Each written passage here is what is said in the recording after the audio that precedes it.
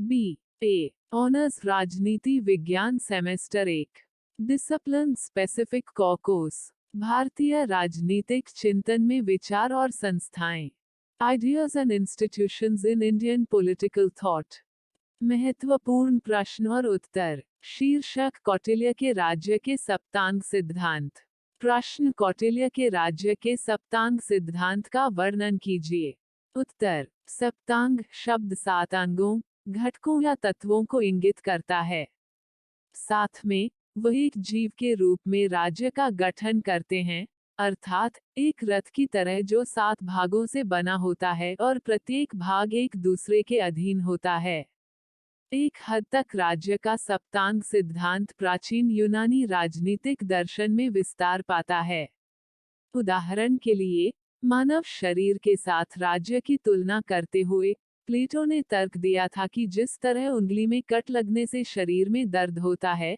उसी तरह एक अंग की चोट राजनीतिक शरीर के अन्य अंगों के लिए समस्या पैदा करती है कौटिल्य द्वारा राज्य की प्रकृति का समग्रता से वर्णन करने के लिए 7 अंग प्राकृत या तत्वों की गणना और व्याख्या की गई है जैसा कि अर्थशास्त्र की पुस्तक मंडल योनि के पहले अध्याय में बताया गया है ये 7 सिद्धांत कुछ इस प्रकार से हैं आप एक एक करके सभी को ध्यान से समझें सप्तांग सिद्धांत 1 स्वामी यानी संप्रभु राजा कौटिल्य ने राज्य के आदर्श रूप में राजतंत्र की व्याख्या करते हुए राजा को शरीर में सिर यानी राजनीतिक में सर्वोच्च स्थान प्रदान किया है स्वामी शब्द की उत्पत्ति स्वयं शब्द से हुई है जिसका अर्थ है आत्मनिर्णय इसलिए स्वामी एक जीवित और चेतन अवतार बन जाता है जो किसी के द्वारा शासित नहीं होता है किसी भी बाहरी नियमों का पालन नहीं करता है और केवल स्वयं द्वारा लगाए गए प्रतिबंधों के लिए उत्तरदायी होता है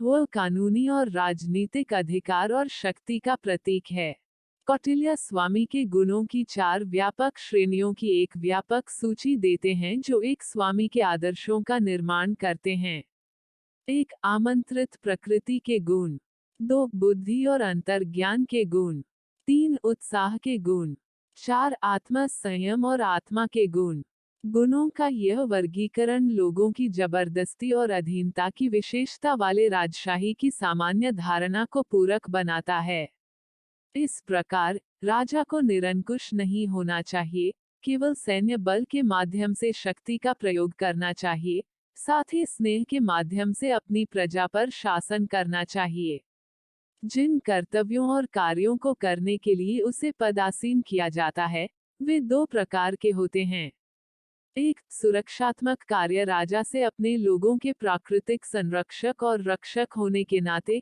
कौटिल्य ने उनसे निम्नलिखित सुरक्षात्मक कार्य करने की अपेक्षा की कि उन्हें हिंसा को कम करना चाहिए और कानून व्यवस्था बनाए रखना चाहिए उन्हें खतरों को टालना चाहिए और सेना को आदेश देना चाहिए लोगों की शिकायतें के निवारण के प्रयास करने चाहिए गलत करने वालों को दंडित करना चाहिए और निष्पक्ष रूप से और पवित्र कानून साक्ष्य इतिहास और अधिनियमित कानून के अनुसार न्याय करना चाहिए 2 प्रोत्साहक कार्य राजा को अपने लोगों के नैतिक और भौतिक सुख और कल्याण को बढ़ावा देना चाहिए क्योंकि उनकी खुशी में उनकी खुशी और उनके कल्याण में उनका कल्याण है ताकि वे उन्हें सक्षम बना सके जीवन में अपने स्वतंत्र प्रयासों को स्वतंत्र रूप से आगे बढ़ाने एकता और एकजुटता बनाए रखने के लिए सदाचार को पुरस्कृत करने के लिए कृषि उद्योग और कला को बढ़ावा देने के लिए आजीविका के साधनों को विनियमित करने के लिए विशेष रूप से मजदूरों और कारीगरों के लिए और शिक्षा को प्रोत्साहित करने और छात्रों की मदद करने के लिए राजा को निरंतर अपनी प्रजा को सहायता देनी चाहिए सप्तांग सिद्धांत 2 अमात्य यानी मंत्री संकीर्ण अर्थ में अमात्य या मंत्री शब्द उच्च कोटि के मंत्री के लिए प्रयुक्त होता है कौटिल्य ने अमात्यों और अन्य अधिकारियों की भर्ती की एक विस्तृत प्रणाली का वर्णन किया है जो नैतिक रूप से शुद्ध वित्तीय मामलों में ईमानदार और अच्छे चरित्र वाले थे अमात्यों से स्वाभाविक रूप से सभी दोषों से मुक्त अचूक स्मृति वाले मित्रवत स्वभाव ज्ञान धैर्य और सहनशीलता की अपेक्षा की जाती थी राजा से विभिन्न कार्यालयों में केवल बुद्धिमान पुरुषों को नियुक्त करने की अपेक्षा की जाती थी क्योंकि वे उसके विश्वसनीय सलाहकार होते थे। ये मंत्री राजा को सलाह देने के लिए थे, साथ ही जब उनकी सलाह मांगी जाती थी उन्हें विचार विमर्श की गोपनीयता भी बनाए रखनी होती थी। सप्तांग सिद्धांत 3। जनपद यानी जनता और क्षेत्र। सप्तांग का यह अनूठा तत्व राज्य का प्रतीक है, जो एक क्षेत्रीय समाज को संबोधित करता है। यहाँ जन शब्द लोगों को दर्शाता है और पद उस क्षेत्र का प्रतीक है जहाँ ये निवासी स्थायी रूप से निवास करते हैं। डॉक्टर आर एस शर्मा का विचार है कि कौटिल्य के जनपद में केवल क्षेत्र ही नहीं बल्कि जनसंख्या भी शामिल है। कौटिल्य ने क्षेत्र के संदर्भ में एक समृद्ध जनपद की निम्नलिखित आवश्यकताओं को निर्धारित किया है। 1. लोगों को आवास और समर्थन देना। 2. दुश्मनों के खिलाफ राज्य की रक्षा। 3. लोगों के व्यवसाय के अनुकूल। 4. प्रबंधनीय पड़ोसी क्षेत्र हो। 5. चारागाह प्रदान करना। 6. पक्की कृषि योग्य भूमि, खान और वन का होना। 7. अच्छा आंतरिक संचार प्रदान करें, अर्थात नदियों, सड़कें और समुद्र के माध्यम से विकास के साधन हो। सप्तांग सिद्धांत 4। दुर्गा यानी किलाबंदी। कौटिल्य ने राज्य की रक्षा और सुरक्षा के लिए किलेबंदी को आवश्यक माना है। वह चाहता था कि राज्य चारों ओर से प्रदेशों की किलेबंदी करे। उन्होंने 4 प्रकार के दुर्गों का वर्णन किया है, जिनमें औदक, पर्वत, धनवन और वाण शामिल हैं। इन श्रेणियों में से पहले 2 का उपयोग क्षेत्र की सुरक्षा के लिए किया जाता है और शेष 2 का उपयोग किसानों की सुरक्षा के लिए किया जाता है। ये किलेबंदी न केवल लोगों और राजधानी की रक्षा करेगी, बल्कि लड़ाई के उद्देश्यों के लिए भी उपयुक्त होगी, यानी रक्षात्मक और आक्रामक दोनों उद्देश्यों के लिए।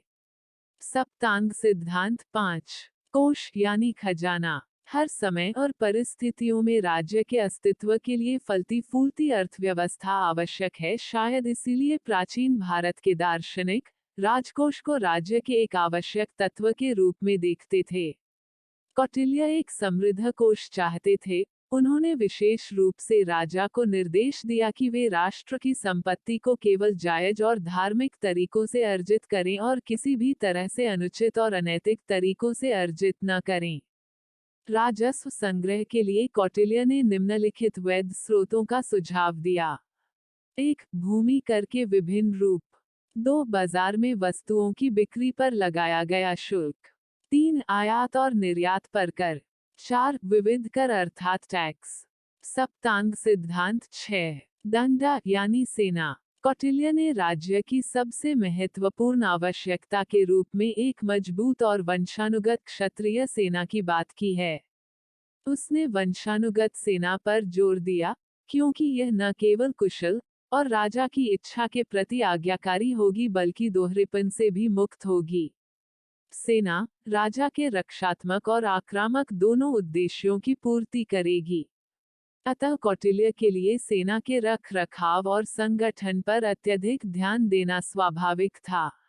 सेना विभागों में शस्त्रागार, नौसेना बल, घुड़सवार, हाथी, रथ और पैदल सेना के प्रभारी आदि आते थे।